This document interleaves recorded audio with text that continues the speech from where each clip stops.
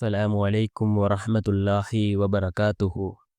الحمد لله الحمد لله الذي نحمده ونستعينه ونستغفره ونؤمن به ونتوكل عليه أما بعد. அன்பிற்குரிய அல்லாஹ்வின் நல்லடியார்களே, அன்பு சகோதரர்களே, நாம் தொடர்ச்சியாக பார்த்து வரக்கூடிய துஆக்களினுடைய திக்ருகளினுடைய தொகுப்பில் இன்று நாம் பார்க்க இருக்கின்ற விடயம் என்னவென்றால், நாம் ஃபஜ்ருடைய தொழுகையை தொழுதுவிட்டு இந்த 4 திக்ருகளையும் ஓதி நாம் அல்லாஹ்விடம் பிரார்த்தனை செய்வோம். இந்த திக்ருகளை ஓதுவதன் மூலமாக அல்லாஹ் நம்முடைய நாட்டங்களை அல்லாஹ் நிறைவேற்றி தருகின்றான்.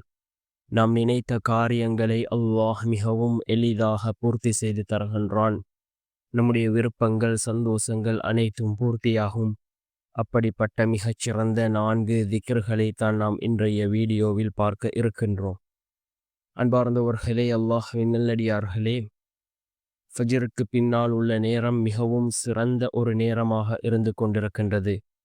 யார் இந்த ஃபஜ்ருடைய தொழுகையை தொழுதுவிட்டு அல்லாஹ்விடம் திக்ருகளை செய்கிறார்களோ, அல்லாஹ்வை திக்ரு செய்கிறார்களோ, அவருடைய அன்றைய நாளினுடைய தேவைகளை அல்லாஹ் பூர்த்தி செய்து கொடுக்கின்றான்.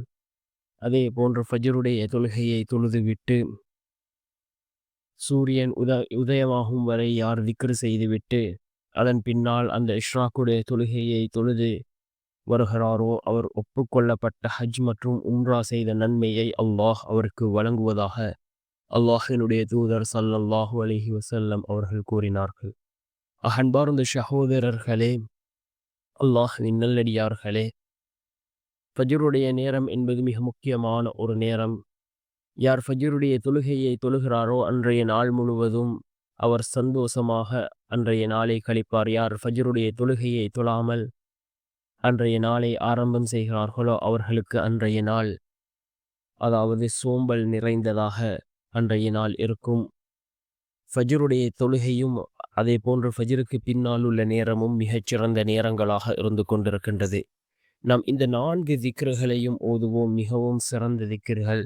அதில் முதலாவது யா அல்லாஹ், யா அல்லாஹ் என்ற இந்த திக்ர்.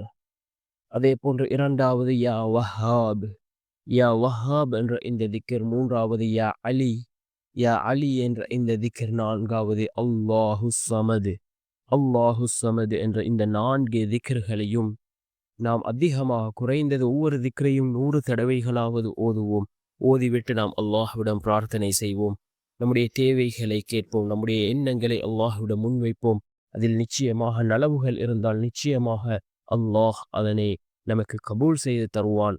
வல்ல நாயன் நம் அனைவரின் பாவங்களையும் மன்னித்து உயர்ந்த ஜன்னத்துல் ஃபிர்தௌஸ் என்ற சோனத்தில் நம் அனைவரையும் ஒன்று சேர்ப்பானாக. ஆமீன்.